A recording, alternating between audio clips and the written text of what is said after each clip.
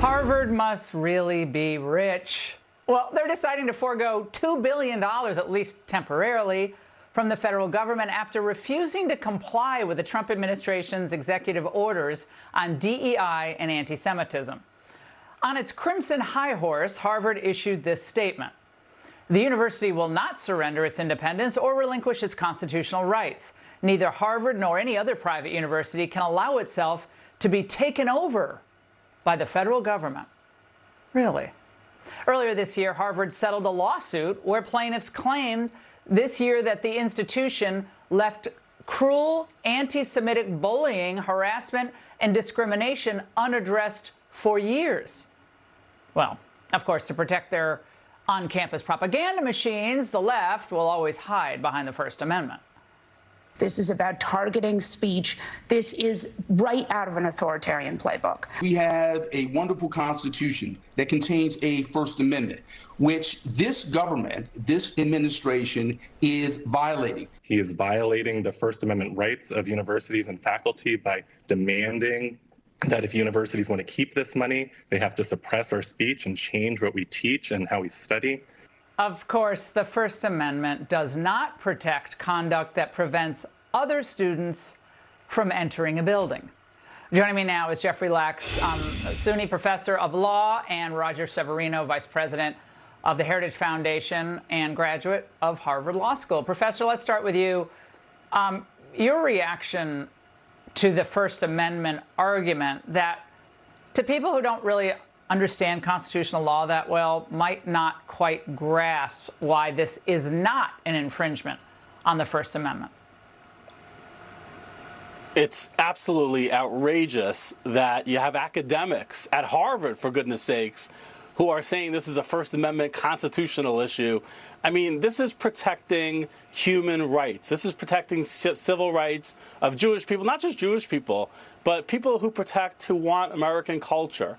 Because these people who are protesting are anti-American culture, they're anti-Christian, and this is not a First Amendment issue. Of course, it's not a constitutional issue. It's the government just trying to protect the civil rights, let students go to class, let students not get harassed, let students not get assaulted while they're going to class. That's what this is about.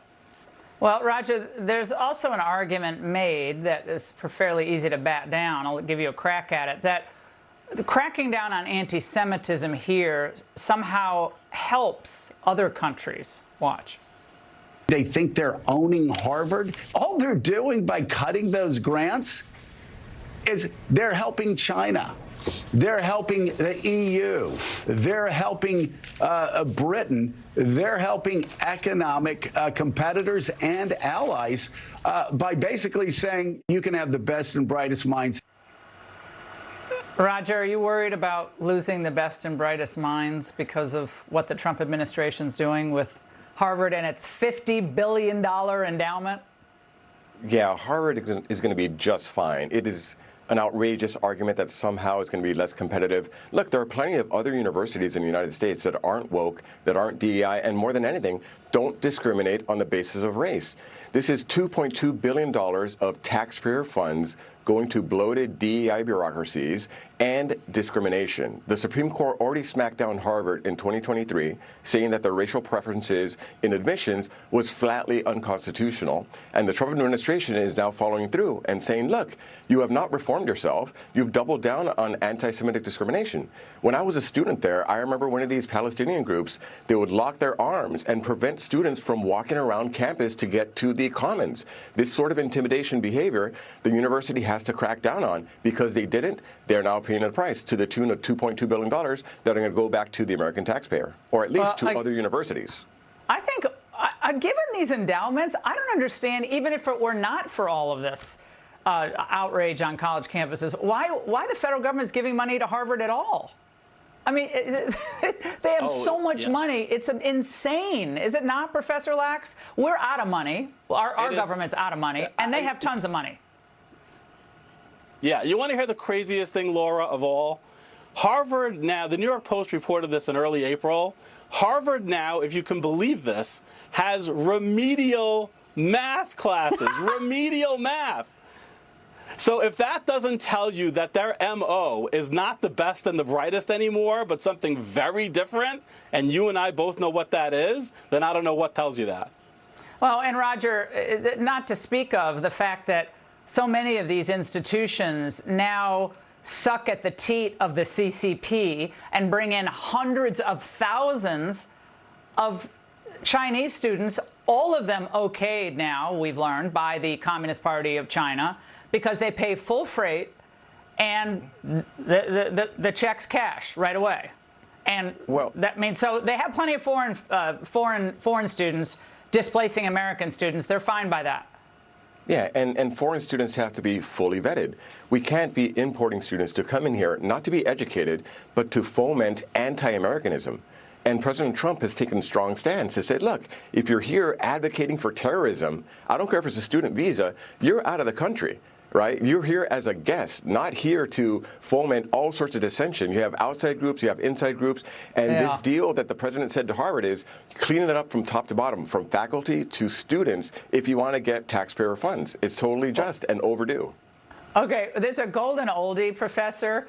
Back in 1990, when President Obama was at Harvard Law School, he was already kind of ahead of the radicalization curve, introducing Derek Bell at an event.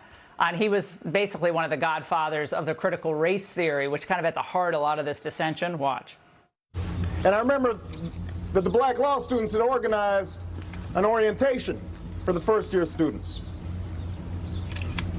And one of the persons who spoke at that orientation was Professor Bell. His scholarship has opened up new vistas and new horizons and changed the standards of what legal writing is about. He even had that phony accent back then. Professor, quickly your reaction.